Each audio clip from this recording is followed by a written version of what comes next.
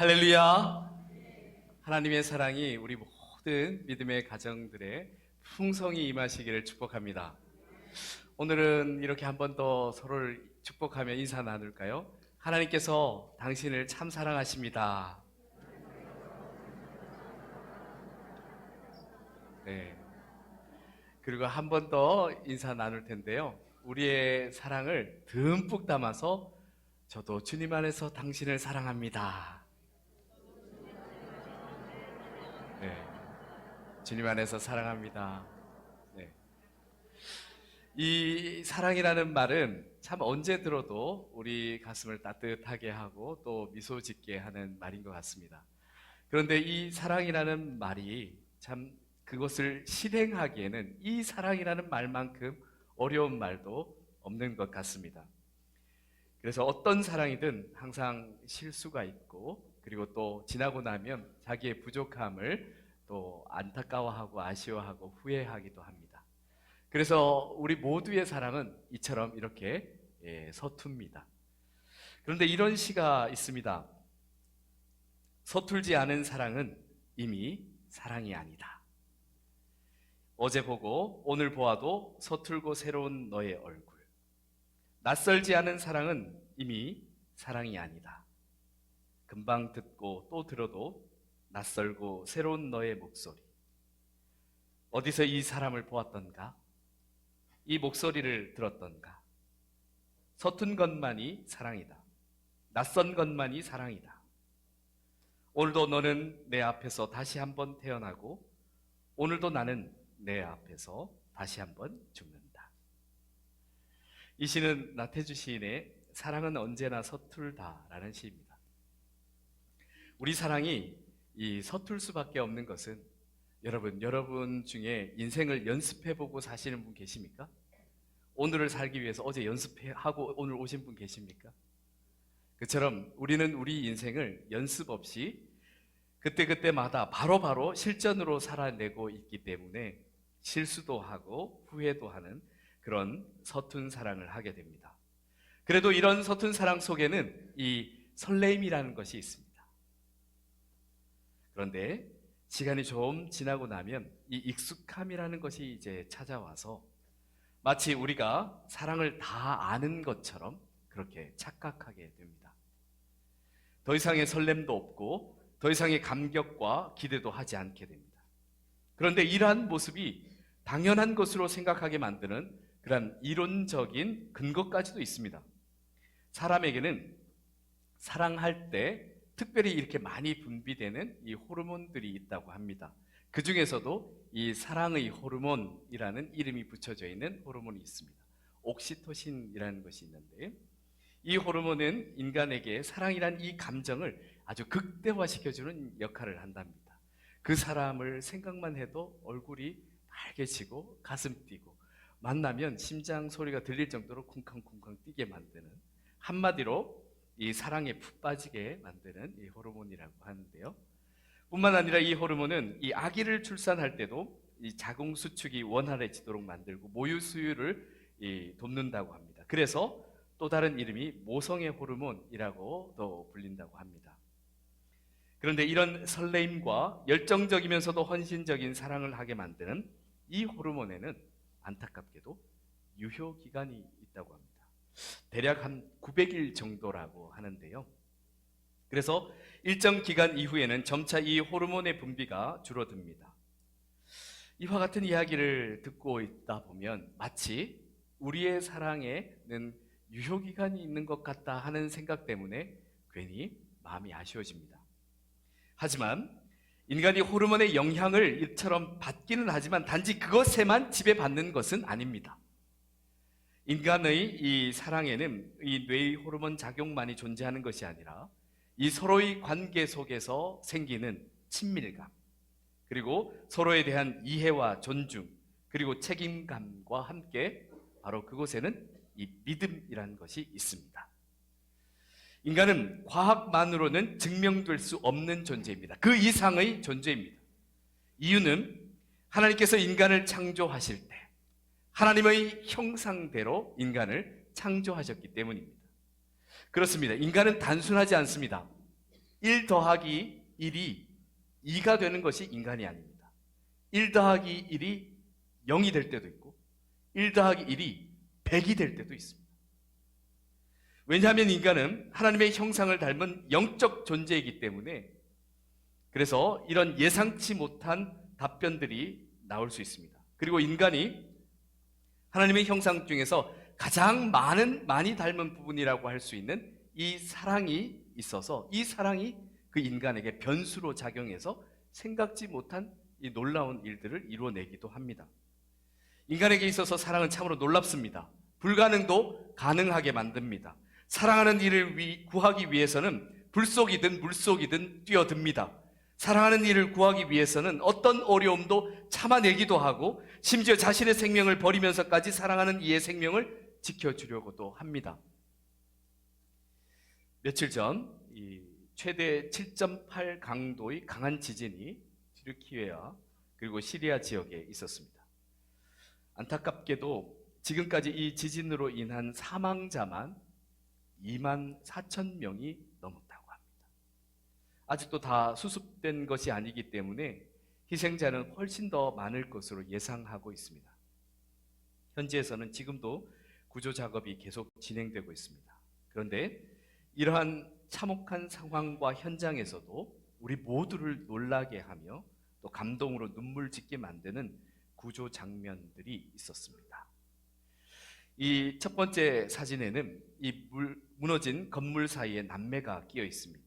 외신에 의하면 이 어린 소년은 아주 가녀린 팔로 자기보다 어린 동생의 머리를 보호하면서 그 건물 잔해 속에서 무려 36시간 동안 구조를 기다렸다고 합니다.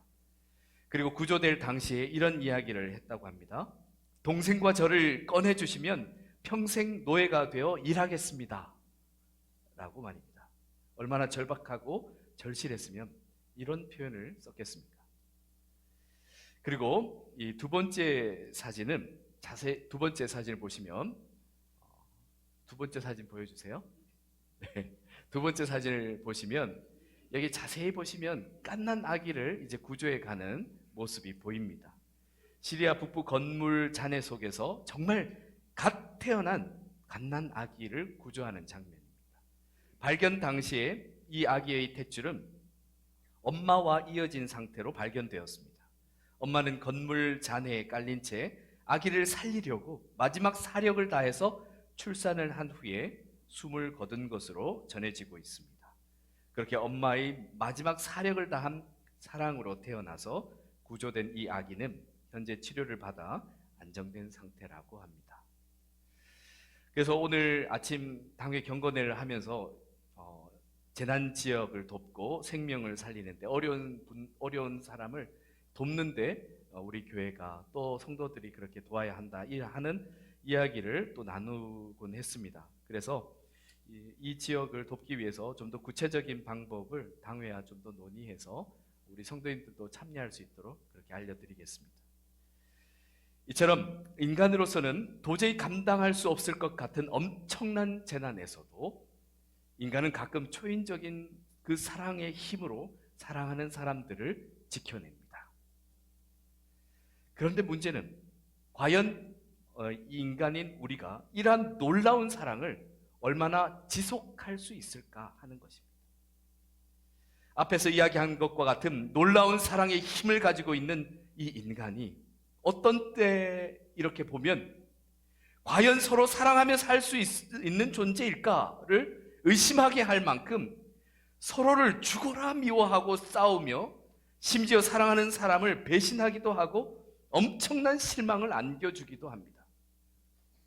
사랑하는 성도 여러분, 왜 이런 것이겠습니까? 역시 우리의 사랑이 참 많이 서툴기 때문입니다. 그렇다면 우리가 서로를 사랑하면서 이 사랑에 대한 이 설레임을 유지하면서도 좀 더 성숙한 사랑을 하기 위해서는 우리가 과연 어떻게 해야겠습니까? 오늘 말씀 속에 아주 서투른 사랑을 하고 있는 한 사람이 있습니다. 그는 사랑하는 이의 말이라면 깊은 바다에도 뛰어드는 것을 주저하지 않는 그런 사람이었습니다. 그리고 그는 자신의 사랑을 아주 장담했습니다. 모두가 사랑하는 당신을 다 버린다 하여도 자신만은 결코 버리지 않겠노라고 호언장담했던 사람이었습니다. 그래서 그는 그 사랑하는 이를 지키기 위해서 칼을 빼들고 모두를 쳐버릴 기세로 실제로 칼을 휘둘렀던 사람이기도 합니다. 그러나 그렇게 뜨거운 사랑도 한순간, 순식간에 변해버렸습니다. 그렇게 사랑하는 사람을 향하여 자신을 위해서 차가운 시선을 날리고 저주와 욕을 퍼부었습니다. 그의 이런 말과 행동은 그가 사랑했던 사람에게 비수가 되어 날아가 꽂혔습니다. 이렇게 소튼 사랑을 하고 있던 이가 바로 오늘 말씀에 등장하는 베드로입니다. 예수님께서 십자가에서 죽임을 당하신 후에 예수님께서는 3일 만에 부활하셨습니다.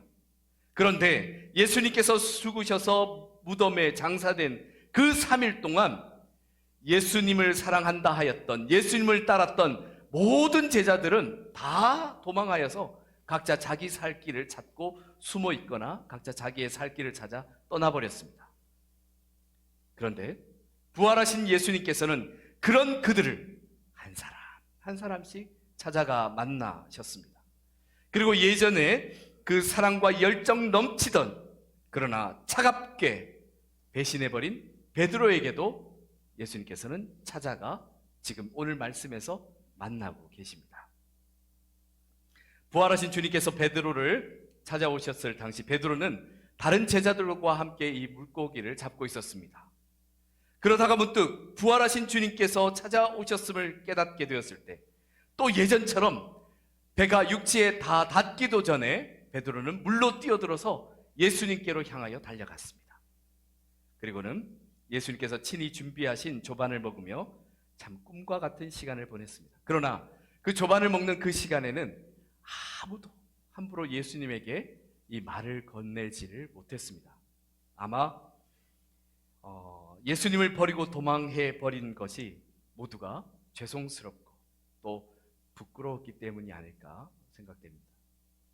그런데 조반을 먹은 후에 오히려 예수님께서 먼저 베드로에게 말을 건네시며 이렇게 질문하십니다. 요한의 아들 시몬아, 내가 이 사람보다 나를 더 사랑하느냐? 이렇게 질문하시니 베드로는 조금의 망설임도 없이 주님, 그러하나이다. 내가 주님을 사랑하는 줄 주님께서 아시나이다 라고 대답합니다. 베드로는 내심 아마 이렇게 생각했을 겁니다.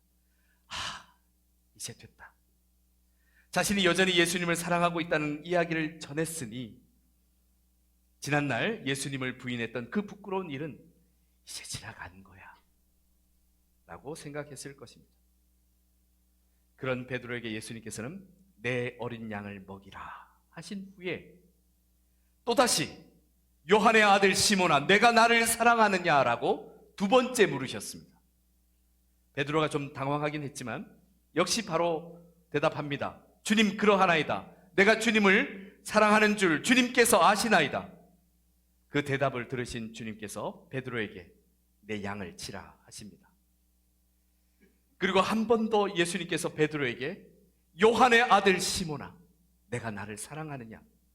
세 번째 물으셨습니다. 그러자 생각보다 항상 말과 행동이 앞서던 베드로도 주님께서 세 번째 내가 나를 사랑하느냐 물으심으로 이 뭔가를 깨닫게 됩니다. 그래서 베드로는 이제는 입술에 있는 말이 아니라 저 깊은 마음속에 있는 이야기를 드립니다. 주님, 모든 것을 다 아시오매 내가 주님을 사랑하는 줄을 주님께서 아시나이다. 이렇게 대답하는 베드로에게 주님께서는 내 양을 먹이라 말씀하셨습니다. 이렇게 베드로의 서투른 사랑은 다시 시작되면서 동시에 한층 더 성숙한 사랑으로 성장해 가고 있었습니다. 이렇게 주님은 자신을 버렸던 제자 한 사람 한 사람을 다시 만나시고 불러 세우셨습니다. 그러나 단 한 사람만은 다시 불러 세울 수 없었습니다. 그 사람은 예수님의 부활 전에 스스로 목숨을 내려놓은 가룟 유다였습니다.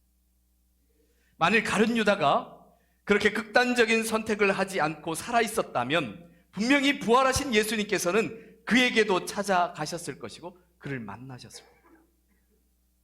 사랑하는 성도 여러분, 가롯 유다와 베드로의 차이가 뭐라고 생각하십니까? 베드로가 예수님을 더 사랑했다고 생각하십니까? 아니면 가룟 유다는 예수님을 오직 이용하고 그리고 또 이용만 하려고 그렇게 옆에 있었다고 생각하십니까? 그러나 베드로와 가룟 유다 두 사람 모두 각자의 방식으로 예수님을 사랑했습니다. 그리고 정도의 차이는 있지만 두 사람 모두 예수님을 버리고 배반했습니다.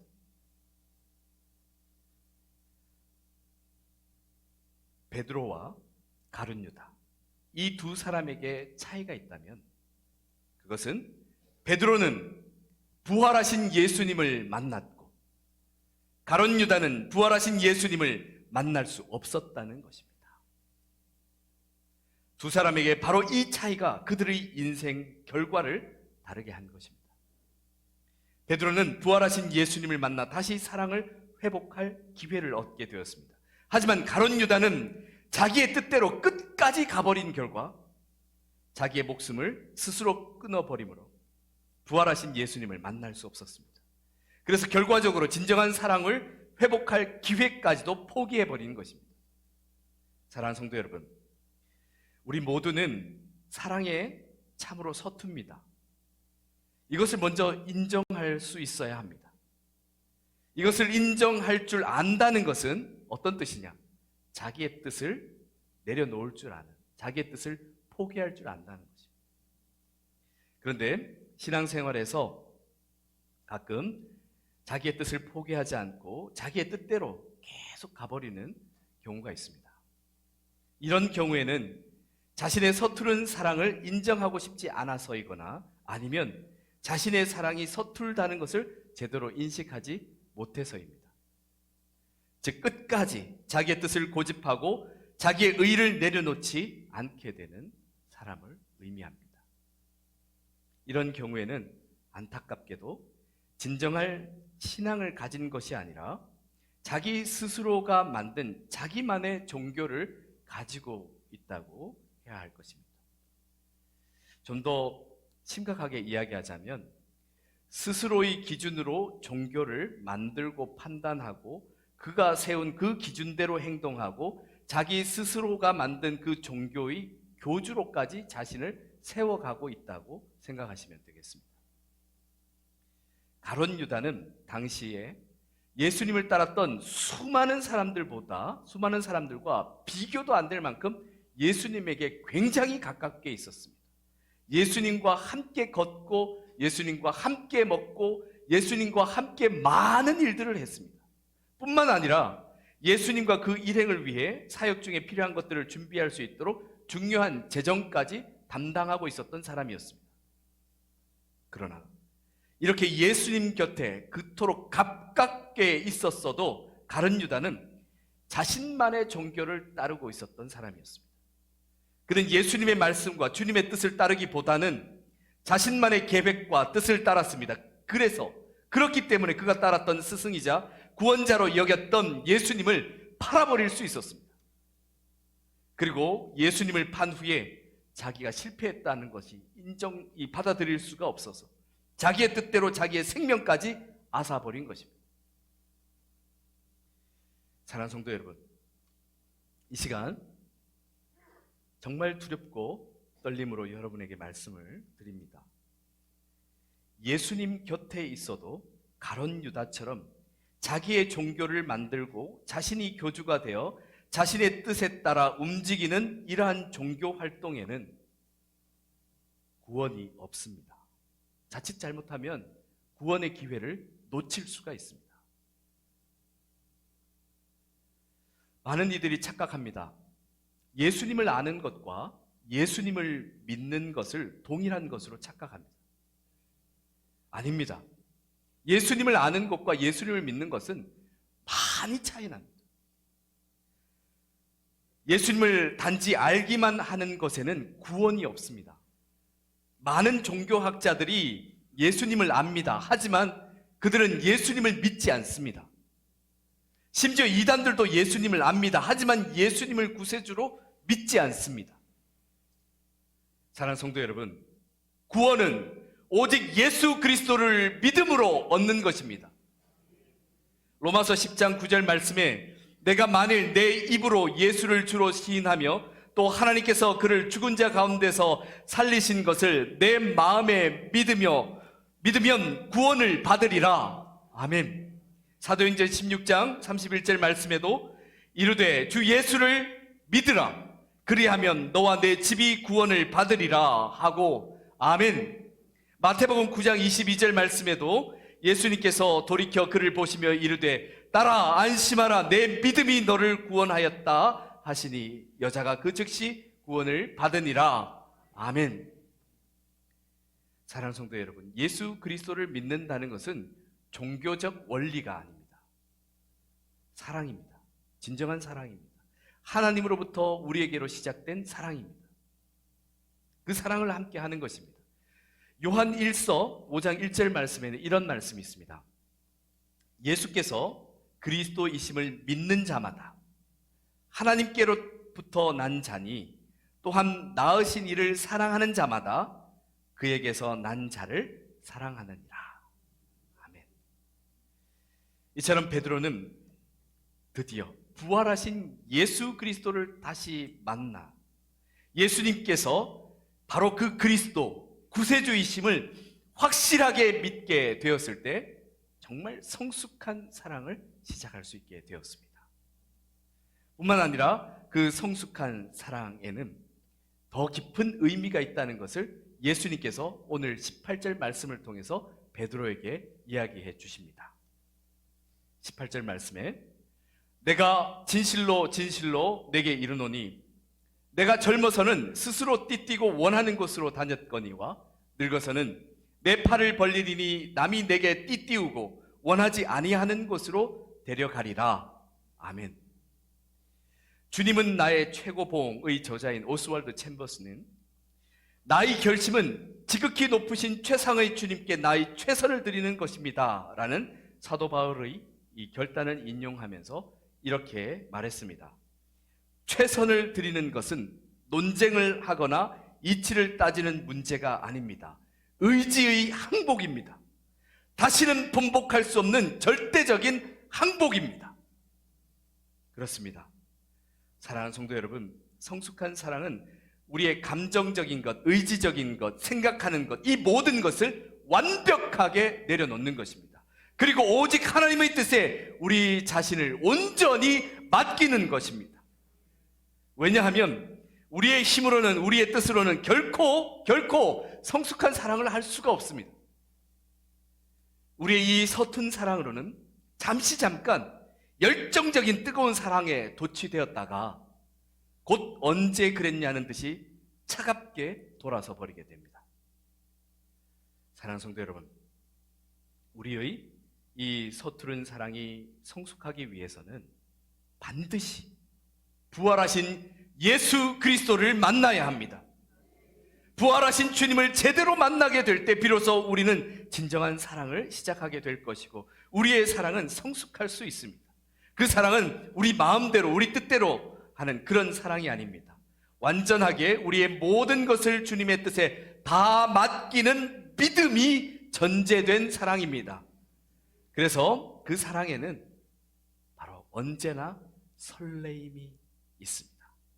그리고 그 사랑에는 우리의 힘으로는 감당할 수 없는 놀라운 사랑의 헌신이 있습니다. 그리고 그 사랑에는 우리의 생명과 우리가 사랑하는 이들의 그 생명을 구원할 능력이 있습니다.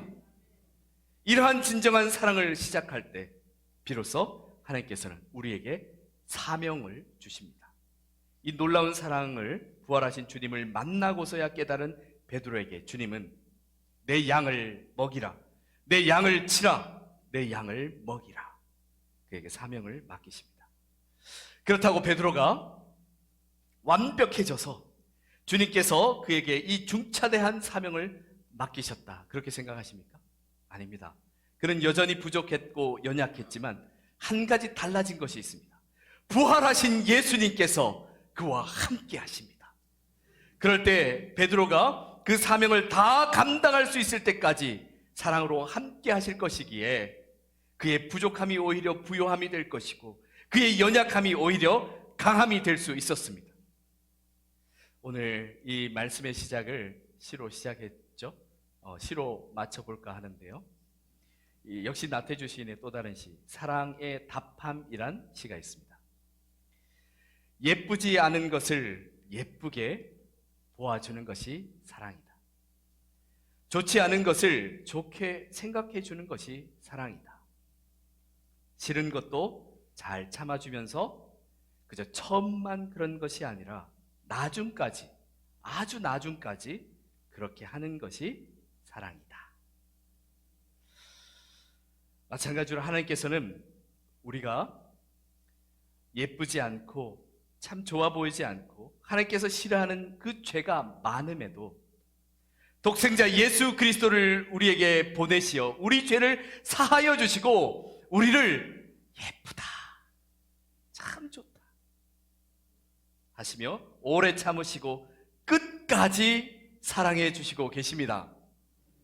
로마서 5장 8절 말씀에 우리가 아직 죄인 되었을 때에 그리스도께서 우리를 위하여 죽으심으로 하나님께서 우리에 대한 자기의 사랑을 확증하셨느니라. 아멘. 주님께서 사랑하신 성도 여러분, 어쩌면 우리는 이 세상을 사는 동안 계속 이 서투른 사랑을 할지도 모르겠습니다. 하지만 지금 나와 함께 하시는 부활하신 예수 그리스도를 믿는 믿음으로 사랑하게 된다면 우리의 이 서투른 사랑이 점차 성숙한 사랑으로 변화될 것을 믿습니다. 날마다 주님과 함께 설레임과 열정 가득한 사랑의 삶을 사시길 축복합니다. 함께 기도드리겠습니다. 우리를 사랑하시는 하나님, 이 우주의 역사는 하나님의 그 사랑으로부터 시작되었습니다. 우리의 존재의 시작 역시 하나님의 사랑으로부터 시작되었습니다. 그런데 어리석고 연약한 우리들은 그 사랑의 시작과 근본을 잊어버린 채 세상 속에서 서로의 서툰 사랑에 서로 상처 주며 상처 입으며 살아가고 있습니다. 이제 다시 진정한 사랑을 시작하길 간절히 원합니다. 사랑의 확증인 부활하신 주님을 우리 인생에서 제대로 만나길 원합니다. 그래서 성숙한 사랑으로 우리 자신과 사랑하는 이들의 생명을 살리며 우리의 매일의 삶 속에서 열정 가득한 인생을 살게 하옵소서. 지금도 살아계시고 역사하시는 죽음의 권세를 이기시고 부활하신 예수 그리스도 이름으로 기도드립니다. 아멘.